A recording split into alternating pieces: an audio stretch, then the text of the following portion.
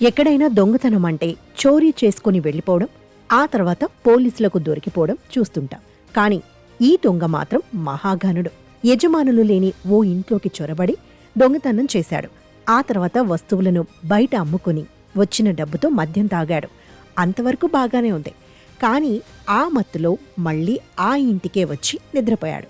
దొంగ ఇంట్లో నిద్రపోతోన్న విషయాన్ని తెలుసుకున్న స్థానికులు పోలీసులకు సమాచారం ఇచ్చారు. దాంతో రంగంలోకి దిగిన పోలీసులు నిందితుడిని అరెస్ట్ చేశారు. ఈ ఘటన విజయనగరం జిల్లా బొబ్బిలి పట్టణ పరిధిలోని గొల్లపల్లి అంబేద్కర్ కాలనీలో రాత్రి చోటు చేసుకుంది. అలజంగి గ్రామానికి చెందిన శ్రీనివాసరావు జయలక్ష్మి దంపతులకు గొల్లపల్లిలో ఇల్లు ఉంది.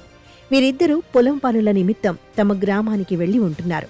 అదను చూసుకొని పిరిడి గ్రామానికి చెందిన ఓ దొంగ ఎవరూ లేని ఆ ఇంట్లోకి చొరపడ్డాడు.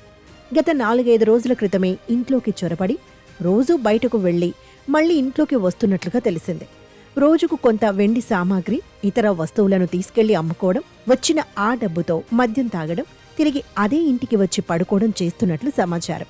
ఈ క్రమంలో ఇంట్లో మద్యం మత్తులో పడి ఉండడాన్ని గుర్తించిన ఇరుగు పొరుగు వారు ఇంటి యజమాని సీర శ్రీనివాసరావుకు సమాచారం అందజేశారు. ఆ తర్వాత పోలీసులకు చెప్పడంతో అతన్ని అదుపులోకి తీసుకున్నారు. మద్యం మత్తులోనే ఉన్న నిందితుడిని పోలీసులు పట్టుకెళ్లారు. 4-5 రోజులు ఇంట్లోనే ఉన్న దొంగ మొత్తం ఎంత సొత్తు దొంగిలించి అమ్ముకున్నాడో తెలియాల్సి ఉంది.